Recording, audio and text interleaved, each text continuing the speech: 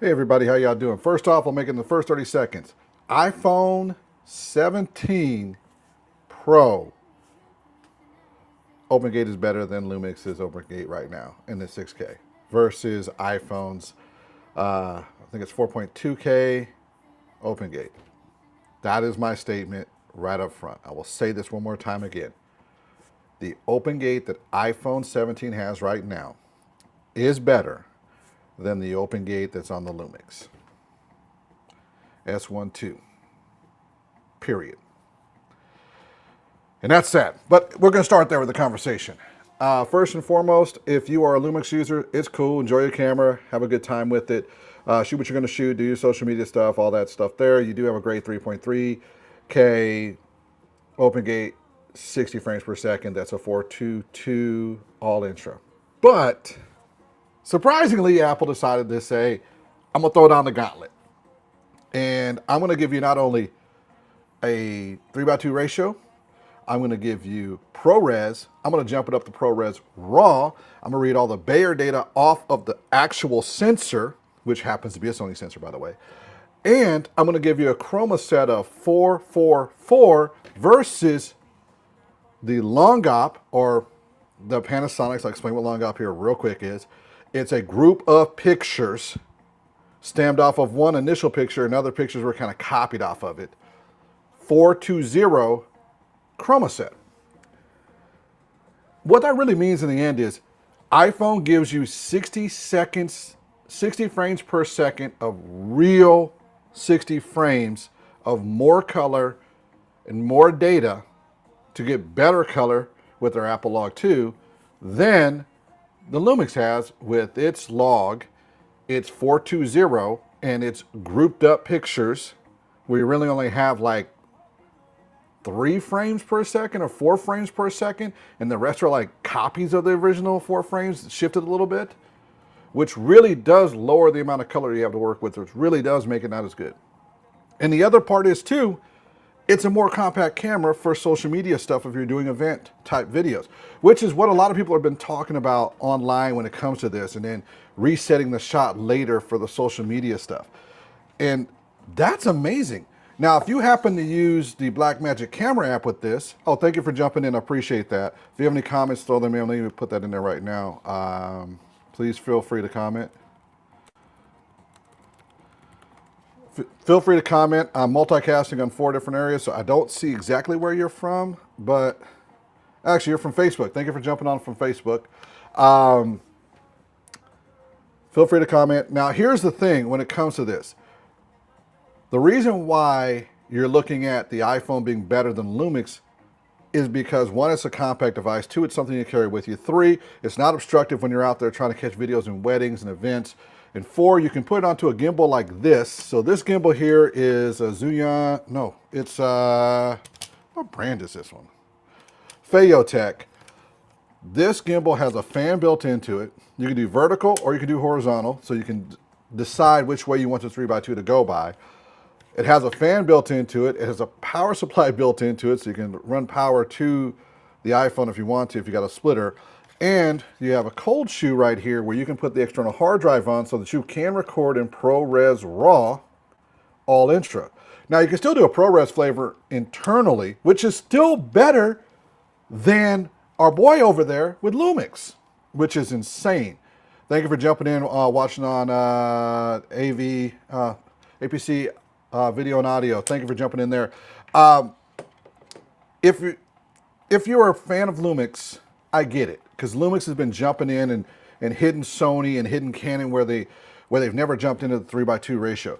But if you haven't been paying attention to Apple put out a 4.2K ProRes RAW OpenGate 60 frames per second in All Intra. Now, All Intra just really means you do get a true 60 photos per second, which is incredible.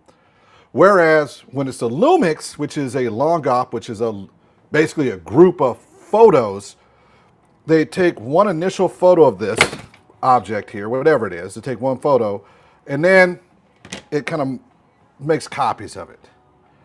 And that's just not going to do the job for you. because it's just really not the best situation to be in when it comes to this. Now, if you're cool with that and you say that's going to be more than enough chroma set, or it's going to be more than enough to hit what you want done, cool.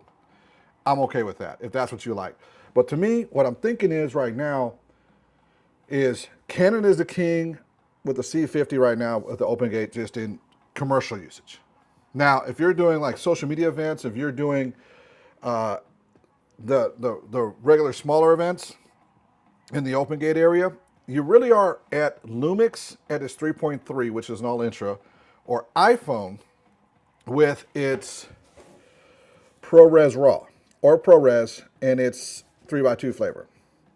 And you'll get the great look. Right now, I'm shooting in 3x2, so right now I have a really easy ratio to do any like social media cropping. Get you 16:9 and the rest. But I mean, really, if you're looking at technology-wise, iPhone just blew away Lumix without even trying. And then on top of that, with all the kits you can add to an iPhone, so you can add an anamorphic lens, you can add any type of, lens you want to it with these kits. So you can get a zoom and all the rest, and it's amazing what you can do with it. It's getting to the point now, I think, where the spot where the professional cameras and the non-professional cameras are getting fairly close. iPhone's done a really good job with the Pro Max series and all the accessories. Now, it is a smaller sensor, so you're going to have issues in low light and things like that. But if you're not in low light and you're doing some event work, it's actually a pretty cool tool. And it also gives events where they are not looking to put this into a larger perspective. When I say larger perspective, I mean, we're not going to be cropping in much. We're not going to be doing this much. It's just going to jump in the IG and we're going to be done with that. And that's it. It's not going to end up like a bigger screen type thing. It's not going to end up on like a monitor and stuff like that. It really is just going to be on a phone. iPhone's going to be more than enough to do the job if it is a Pro Max and it is shooting in ProRes or ProRes RAW. And with their partnership with Blackmagic and getting the Blackmagic up on there and getting the full control of putting the LUT on, being able to get all your exposure tools, to being able to select your RAW formats and your record ratios. I hate saying this, but the iPhone, and this may sound crazy, is a better tool for that social media shoot in a lot of ways. Now, does that affect us in video productions? Kind of yes, kind of no. I still throw a rental fee on this. So this is a $20 rental fee for this thing right here. If we're doing microphones, it's the same $35 rental fee if I'm using the Rode Wireless Pros, which is what I'm using today. And it is the same $35 rental fee for the phone, because it really is. I don't use the phone for anything else other than taping with this. And then a hard drive, of course, we charge a $15 fee for the hard drive. Now, that's the one area, though, that a lot of people are going to be a little confused by, but it's a professional work. This is something we do as a professional. This is not a regular rig that you would set up for gimbaling a phone. And it's also designed to handle high heats and everything else and go in almost any scenario you can think of. But imagine this. We now have a camera that's on a gimbal like this, loaded up and everything you need and ready to go, and it's an iPhone. Well, really, it's just a small camera. It's a crash cam that's a small camera, which is great, versus having to rig up a full-size Lumix with all the extra monitors and everything else, which does sometimes intimidate people. So that's one of the advantages of going with this in a social media situation. Now, what are the advantages in the Lumix? You're going to get a larger sensor. You're going to get a full frame. You're going to get the ability to have a more truer 1.2 lens if you attach it to an L mount. But let's be real. If we're just talking what it's capable of doing for social media right away, the iPhone's going to win. And it's sad that it's come down to that, because my expectations of the iPhone was going to be better. I mean, of the Lumix was going to be better until I started diving into the specs. And I wanted the Lumix to be like the camera, because if you know anything about my past, I started with a Panasonic camera on my shoulder, and I was doing broadcasting education. I was doing live shows like this all the time, and it was a ton of fun. And we were doing this in the 90s, so you really just had like an analog live show and everything. To be able to do what I'm doing right now with a scene, an intro, and outro, put some images up, put logos up, lower thirds, and then have a ticker going. You couldn't do that in the past, but now we can. And with the technology too, we couldn't get a crisp image on something like this. Now we have a processor in here that could be like a desktop processor, which is a better processor than what's sitting inside of that Lumix. And I think that's the other part too. Like when you're talking about processing capabilities and you're talking about the ability to hook up a hard drive, the Lumix can hook up an external hard drive, but it cannot record onto that hard drive ProRes RAW. It just doesn't have the capability. It also doesn't have the capability of doing a 444 chroma set. Now, for most of y'all that are listening to this, a 444 chroma set means absolutely, utterly nothing because it's like numbers. Really, it is just math. The more of those numbers that are higher, the more colors you get. And iPhone able to produce more colors than Lumix can at open gate at their highest ratio, at their 60 frames per second, and having a more robust set of information to work with. In the end, you'll be able to get better commercial work. Now, a lot of y'all who are watching is going to think I'm absolutely crazy, but there's going to be somebody after seeing this video is going to go, I'm going to try this out. I'm going to take the Lumix and I'm going to take the iPhone. I'm going to put them in the same scenario. I'm going to put a 20 millimeter lens on the Lumix, and I'm going to put a 20 millimeter lens on the iPhone, which is its natural size lens. I think it's 22 or 23. And put a similar lens on the Lumix, and I'm also going to put a 100 millimeter lens on the Lumix. I'm going to put a 100 millimeter lens on the iPhone, which is both of their native, it's iPhone's native lens, and then in RAW, and then they're going to go, oh, this might be true, especially if they go into the Blackmagic app. If you take the iPhone into the Blackmagic camera app, I'm telling you, as much as I am not a fan of Apple products, now get this right. You could talk to anyone in the studio that works with me. I am the least likely to buy an Apple product. Matter of fact, I bought an iPad and returned it. And they were like, we're going to do this photo thing and we need to use the iPad for it. We'll just go ahead and have you use your iPad for the snap pics. And I was like, no, I'm sorry. I returned that thing a while ago. And they're like, what? We thought you jumped over to Apple. I was like, no, I'm a Windows guy. I'm an Android person. I will be buying 3 of these iPhone 17 Pros specifically for interviews and small media stuff to A, fit in the budget of the people that they have now for these smaller things, B, have a great quality video to work with. And you do actually have to know how to use the video side of it because you can't just go auto and get the 3.2 ratio and make it look perfect. And 3, it's a small package. I can walk out with something like this and 3 little tripods and some small lights. I can put it all into a flight bag and do interviews any place in the United States, which is really cool, and have great views of everything. So wides and tights on everybody, and it's just gonna look great. Plus then I can take one of these and just do all my event footage. So it's amazing what we can do now with this and the way it's going. The Lumix, I want it to succeed, and I think it will. I think it's going to do good. But I also think like people are going to start realizing like some of the social stuff and some of the things that are coming in, especially the 18-year-olds to 30-year-olds who are jumping into the industry now and are doing some of the social media video. They're going to grab these. They're going to grab RAW Pro 2 or DJIs, and they're just going to go out and make it work. And we're going to have to realize the Lumix is just not going to land right. And the commercial side, it'll do okay, but in the social media, small business, especially when someone's able to produce a better image with an iPhone. And that's the other reason why Sony didn't do this. Now I'm gonna hash over to Sony, and I'm gonna hash over to Canon for about 2 minutes here and explain something. Sony chose to stick with its 422 10-bit S-Log 3 because it's a quality standard that's exceptionally good. It's a 600 megabit per second, which keeps it in a reasonable size range for data and getting an All Intra. And it is something that is easy to manipulate and get great color with. Canon has gone with its raw light, which is at, I think, 1100 megabit. No, it's 60 frames per second. I think it's like 1500 megabits per second. It is a Canon Log 2, and it is a robust, really robust. If you're a colorist, you can really push those colors really extreme with that much data, and it's going to come out great. And this is at their top end stuff. So if you're like doing your top end 4K 60, 4K 60 deliverable footage, that is where those two are.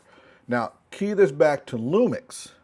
Lumix is using an H.265 long up or group of pictures, group of photo version with a 420, not a 422, which gives you basically about half the colors or less than what Canon can produce, what Sony can produce for the same image. And not a true 60 frames, but it's a 60 frames, if you understand the group of picture thing, that is really like 8 frames per second. And then the rest is like copies that are semi the frame. So it's a little bit harder to edit with, a little bit harder to get all the colors you want with. And then we bring over the iPhone 17. The iPhone 17 Pro Max, it gives you 60 frames per second. It gives you a choice of flavors from ProRes to ProRes RAW, which means you've got 2 different levels of color, so 422, and then you got 444 chroma set, which means you're just going to have a tremendous amount of color. You will give up sensor size, so when we're talking noise, there's going to be one of the issues, and then when we're talking bokeh, that's going to be one of the issues. But a lot of people who are looking at social media are not looking for that filmatic thing. They're looking for that in bringing the group and everything. And this is where we have an issue with Lumix. Lumix limits you to 3.3K, and they should say we have a 3.3K perfect all intra, and then we have an option in the 6K. And a lot of the people who are talking about the Lumix and the 6K open gate, and like right now, this image is an open gate, 3:2 ratio, they aren't understanding that you're not getting all of the possibilities you could get out of the camera if it was a 422 10-bit all intra. And if it was that, I mean, it would be the new king. I don't think Canon would have a shot. I don't think Sony would have a shot. And sure as hell, iPhone 17 wouldn't have a shot. Now, for those on Facebook that are friends of mine, if you're looking to get your next phone that's just going to be great for socials, iPhone 17 Pro or a Samsung or a Google, which all of those are going to have flavors of 3x2, and all of them are going to have a really cool, like, doing social media stuff. For all those who are on LinkedIn, YouTube, and YouTube, if you're looking for your team that does social media, who are reaching out to people with options, the Lumix is a good camera, don't get me wrong. It's just there's going to be some deficits in what you can do in the high-end color ratio changes, especially if you're trying in log to hit a color scheme. And a lot of the people I work with will tell me they want like a teal look. Seattle has that teal color type thing. So shooting in an S log, I can always put a teal or whatever color log on LUT on there and get it going. As a matter of fact, some of the times they've already had a LUT that they worked with, and LUT is just a way of changing color from a grayscale, and they just send it to me. I put it on the monitor, and then I can see what it's basically going to look like as I'm shooting, and then turn it in, and then their guys can fine tune the last little bits and magnifique. Apple ProRes RAW and Apple Log 2 can do the same thing. Canon Log 2 can do the same thing. Even in the All Intra 3.3 open gate for the Lumix it can, but when you start getting into the 6K 420, you're going to miss out on some of the stuff there because it's just not going to be as well put together color-wise, and I would love it to be. I mean, it's one of the brands that I started with. 1993 is when I started in my video productions classes, and Panasonic was the bomb, and Sony was the bomb, but you couldn't get it because of high-end stuff. And now Panasonic has been really trying hard to catch back up to everything. And the S1ii versus an iPhone, I shouldn't be having this conversation. I shouldn't even be able to bring this up, that the chroma sets, the color possibilities, the ability for it to produce an image should not be possible on a phone to match or exceed a brand new $3,000 camera without a lens. And even on the heating side, an hour later, the iPhone's fine. I mean, of course, you're going to need a fan like this one here, but the Lumix got to have a fan too. And guess what? It still overheats sometimes. And it's less data. That's the thing that I don't even understand the overheating part with the Lumix, because the Lumix has a fan and it's pushing less data, but because it has to do so much computation to compress it into an H.265, into a lower chroma set of 420, it's producing more heat. It makes no sense. You should have just opened it up to a 422 All Intra, and you wouldn't have the heat issues. You wouldn't have the other pieces that go with it. And it's just absolutely, utterly surprising that I'm even able to have this conversation that an iPhone, a smartphone, can compete with a Lumix. And this is their top of the line Lumix. This should not be happening. This should be happening with like their mid tiers or their entry tiers, but this is their beast. This is their beast mode for video, and this should not be happening. Now, for those who are interested in doing more social media stuff, I'm going to tell you, get yourself a nice gimbal. These are around $200, $250, $300, and this will help you get, with your imaging and stuff like that for stabilization. Get an iPhone Pro. Spend a little bit of money on, or get an iPhone Pro or a Samsung Ultra, or get yourself a Google Pixel phone. Shoot an open gate, because guess what? They got the same chroma set as that Lumix, as the Lumix. This should not even, I should not be saying this. So this has the same chroma set as the Lumix. I don't get this. It has the same chroma set or better, and the same long op capabilities, a little bit less data. I'd say about half the data.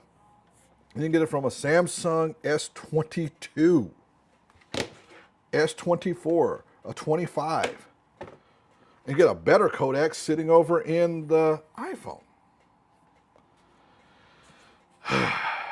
All right, well, anyway, I've had fun. I got a shoot to go to tonight. Actually, not a shoot. It's audio stuff we're going to be doing. It's going to be a really great experience. I'm hoping everybody's going to have a great time tonight. Our team's going to be out there, A.P.C. Photography, the Elite Collective, and we're going to be representing and doing great for the Seattle area. Thank you all for who did watch. There was a couple people who popped in and out. I'll be doing more and more of these shows as we go along. Mainly today, first off, happy holidays. Merry Christmas, those celebrate Christmas, and all the other holidays, which I don't know all of them. I'm a Christmas person, so whatever holiday you celebrate, happy holidays to you. If you're wondering what the tiger logo is, it's just one of my favorite animals on the planet. A.P.C. Photography, we do audio, photography, and cinematography. We do audio, photography, and cinematography. On the audio side, we do anything on the live audio side you absolutely need. Photography, we do all types of photography. We do weddings, we do event, we do step and shoots, we do fashion show, whatever you need, in sports. In cinematography, we cover every aspect of cinematography, from very simple stuff that would be like social media type, let's get it going type event, to broadcasting like I'm doing right here, which I'm doing a multicast. So we're casting right now in 4 different locations at the same time, which will be LinkedIn, Facebook, YouTube, and YouTube. We also do segments for news if you need that for your small or medium-sized channels or large channels. We help you with that so that you don't have to worry about consistency and products like that. We also help with producing. So if you have any questions, let me know. We do have a special going on right now coming into the new year. Anyone who is booking between now and January 30th, to the end of January, can book out a program that's $250 per show. And this includes full producing, an hour of live streaming. You have up to 4 break periods in there. Those slots can be used for up to 2 minutes, and those slots can also be used for any of the sponsorships you have. There's some details when it comes to your sponsorship slots. It is contingent on an annual agreement of at least 2 shows per month, and all the details are available if you email me. Other than that, I want you guys to have an absolutely gorgeous day out here in the Pacific Northwest. I do know we've having to deal with all the rain and everything, so hopefully this kind of goes away. As for my thoughts on the Lumix and the iPhone 17, these are just my thoughts.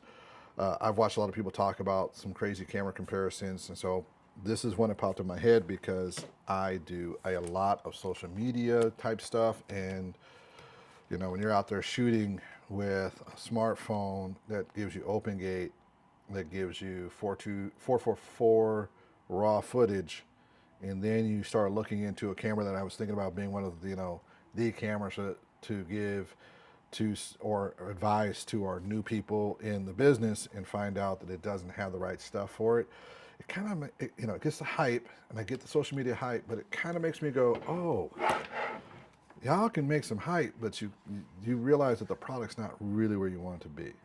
I thank once again everyone for watching today. I definitely appreciate you. We're going to call it a day, and if there's anything else and any questions, let me know later on. For the next 30 seconds, we're fading out of here. So gotta go. Have a good day.